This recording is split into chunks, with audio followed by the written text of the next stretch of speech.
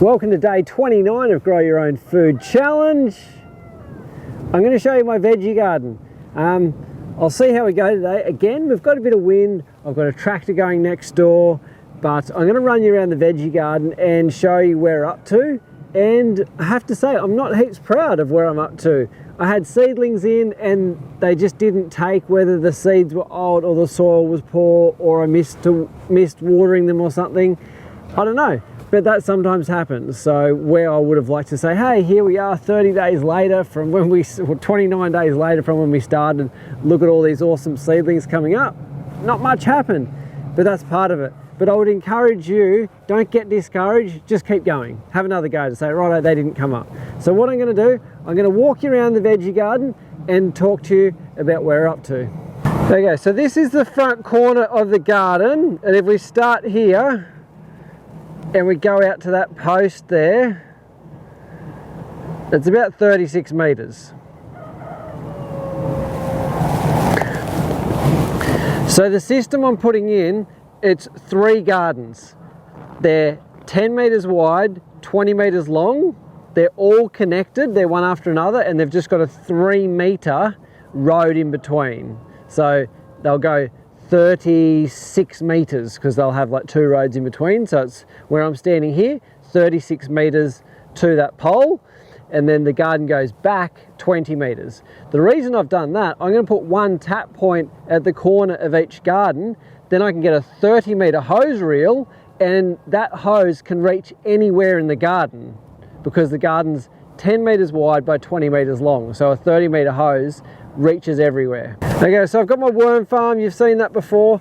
These were the sugar snap and snow peas that I dug out. They were over there, and that's where I did put the garden. We've cleaned that up, and now I transplanted them here. I didn't know how they would go, but they went all right because we've got some sugar snap. Look at that, some peas. Peas in the pod. It's probably a bit hard to peel them with one hand, but maybe we'll eat them right at the end.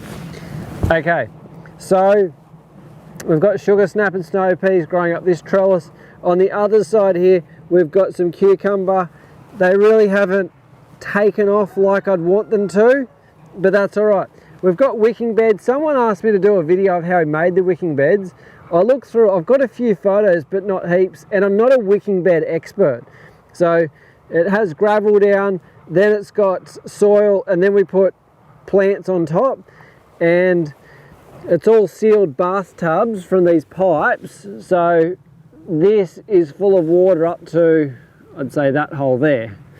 So so you fill up the water in the top there, and it holds that level, and then that's the level of the water in the wicking beds. So yeah, I could try and do a video to say, hey, this is how you make wicking beds, but I'd probably get 1,000 comments of people going, hey, I've made wicking beds for years and years and years, and how you're doing it is wrong. So I'm not a wicking beds expert. This is the first wicking beds I've ever had anything to do with. I'm mixed about them. I think in some areas where there's low water, I think it's really awesome. I'm just not sure how wicking beds can interact with the biology in the soil and worm farms. So one thing I want to do with the worm farms, where I'll just segue straight into that. So these are compost bins. I don't want the worm farm just in there. I want this to be the worm farm. So the worms can move from, say, compost bins into the garden beds and move throughout the soil. So that way my soil's always improving. It's going to take me a few months for me to show you an example of that. I've been to a friend's farm where they've done it. I wanted to try and get some footage of that, but it just didn't happen in this time period. Let's keep moving. Over here we've got another trellis. Should be cucumbers, but I saw some tomatoes coming up. I think someone else planted some tomatoes, or they were self-sown. Don't know. In here I've got this little area that is got a little bit of rope around it, and I've planted potatoes. So that's the potato leaf, and underneath I probably shouldn't do this, but let's just do it for the sake of it. I'm sure someone will say, don't do that. So this is actually the compost. I don't know if you can see, it was quite moist. And you've got these little potato roots. It's been years since I've grown potatoes. And you've got these little roots from the potato. I was going to call it a tree. It's not a tree. Anyway, and it'll shoot out little roots and little potatoes will grow on it. So through here, I've tried to space them out every, say, 30 centimetres, and there's sort of a block of potatoes. So there's little potato leaves coming up.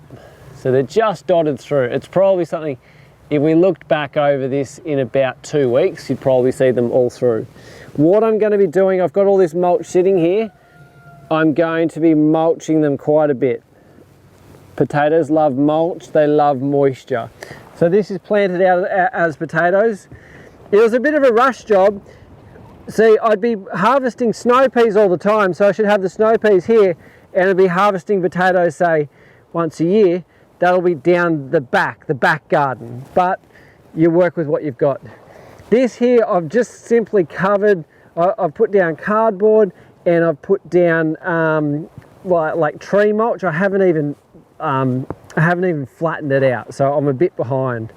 Then that's okay. I've made a video for you guys every day, so I haven't done as much in the garden, but it's all been good. Here's our compost piles, one there, and our other one, the one that I started on the video was that there. It's a bit dry, I know that, but I just got to wet that down and keep that going. So this garden will extend out to, there's that, I've got a shovel, but behind that shovel in the ground is a pole. And then there's another one over there. So these particular chickens, I've actually purposely got them here because this is where the garden is going to go. So I'm letting these chickens sort of hammer the ground a little harder than normal. These chickens here are in a grower, an e-coop grower. These are some chickens I hatched out in June. I don't think I've showed you these ones. Let's have a look here. So this is the e-coop grower that you would have seen the meat chickens in. And I'll tell you, whoa, hello. These particular chickens, I needed some chickens, some fertile eggs to go in an incubator for a farm field day in June. And I just got some of my eggs and some mates' eggs. And I said, I just need some day-old chickens to have some cute chickens. And so they're all mixed, they're crossbred, they're crossbreeds and whatever. So I'll process the roosters probably the next few weeks and pull the hens aside, and that's them. Anyway, but where they are, the pole, like the edge of the garden is going to be there. So I've got these guys right on the edge of the garden, and I've got some cardboard. I got some cardboard yesterday, so in a few days I'll move them off here, put some cardboard down, and plant some cucumbers and watermelon. So this will be the back end of the garden that goes right through to sort of that grey shipping container. So that's a bit of an update with my veggie garden. Sorry I couldn't show you a full food forest and walking under the canopy, but I'm just getting it in. I'm going to be planting stuff out a little bit too late. Well, not too late, a little later than I would have liked, but that's just part of it. So I'd encourage you, go get some cardboard, put it over the grass, and then put some soil on top, put some bark chip on top. Just get started, get growing. Anyway, I hope you've learned something and enjoyed this video. Join me tomorrow for the last day of Grow Your Own Food Challenge. I've enjoyed it. If you've enjoyed it, put a comment below of what you've learned or why you've enjoyed the Grow Your Own Food Challenge. I'm Daniel O'Brien. See you tomorrow.